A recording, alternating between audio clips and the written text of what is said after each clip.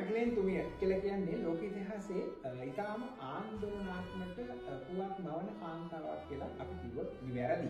මේකට හේතුව තමයි ක්‍රිස්තු වර්ෂ 591 දී පළවෙනි ග්‍රෙගරි පාප් වහන්සේ විසින් කරපු අත්තරද්දක්. උන්වහන්සේ වැරදියට අර්ථ දක්වනවා මේ මේරි මැග්දලින් තුමිය කියලා කියන්නේ බයිබලයේ සඳහන් පෞකාරී ස්ත්‍රිය කියලා. හැබැයි මේ කතාවට කිසිම සාධකයක් හෝ සාක්ෂියක් ඇත්තේ නැහැ. අද වෙනකොට ඉතිහාසඥයෝ කියන්නේ ඇය අතන ගලීලිය ප්‍රදේශයේ ජීවත් වෙච්ච ධනවත් කාන්තාවක්. ඇයට ඍජුව රෝම අධිරාජ්‍යයට විරුද්ධව කටයුතු කරන කැරලිකරුවන්ට මුදල් ආධාර දෙන්න බැරි නිසා ඊට වඩා සාමයේ ප්‍රේමයේ දහමක් දේශනා කරපු පොඩි කැරලිකල් ස්වරූපයකින් කටයුතු කරපු ක්‍රිස්තුස් වහන්සේට ආධාර කොටාර කරපු ධනවත් කාන්තාවක් විදිහට. ඉතින් මේ කතාව එහෙම වුණත් වසර 1400 තිස්සේ මේ කතාව නිවැරදි වෙන්නේ නැහැ. මේ කතාව අවසානයේ නිවැරදි කරන්නේ 1969 ආදරවන්තයන්ගේ දවස පෙබරවාරි 14 වෙනිදා එවක පාප් වහන්සේ විදිහට කටයුතු කරපු සුදෝතම 4 වෙනි පෝල් පාප් වහන්සේ.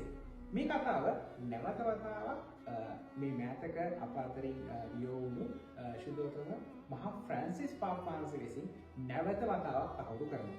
මේ කතාව තහවුරු කරාට අද වෙනතුරු මම සමහර වෙලාවට දැකලා තියෙනවා මගේ දුරු දේවයන් වෙන ලංකාවේ ජීවත් වෙන ඉතාම දක්ෂ නැනවත් කතෝලික පූජකවරුන් පවා මේ වැරදි කාරණාව තවමත් වැරදියට දේශනා කරනවා. සමහර චිත්‍රපට අධ්‍යක්ෂකවරු, කතෝලික නිෂ්පාදකවරු තවමත් නොදැනුවත්ව ඇයව මේ ආකාරයට හඳුන්වනවා. ඉතින් මේ කතාව අපි නිවැරදි කළ යුතුයි. මොකද කතෝලික සභාව දෙවරක් පාප් වහන්සේලා දෙදෙනෙක් මේක නිල වශයෙන් නිවැරදි කරලා තියෙනවා. ඒ වගේම බයිබලයේ කිසිම තැනක මේ කතාවට ඒ කියන්නේ මේරි මැග්දලින් තුමිය කියලා කියන්නේ පෞකාරීත්වය කියලා හඳුන්වන්න ප්‍රමාණවත් සාක්ෂි කිසිම තැනක නැහැ. ඒක නිසා මගේ ආදරණීය ඉල්ලීම ඔබ කතෝලික පූජකවරයෙක් නම්, සහෝදරතුමෙක් නම්, කන්‍යාසුවරියක් නම්, ඒ වගේම දහම් ගුරුවරයෙක් නම්, ඒ නැත්නම් අඩුම ගානේ Facebook එකේ නැත්නම් සෝෂල් මීඩියා වල ඇක්ටිව් ඉන්න කැතලික් කෙනෙක් නම් අනිවාර්යයෙන්ම මේ කතාව නිවැරදි කරලා විශ්වාසිකව මතට නිවැරදි කරගන්න අරගෙන යන්න.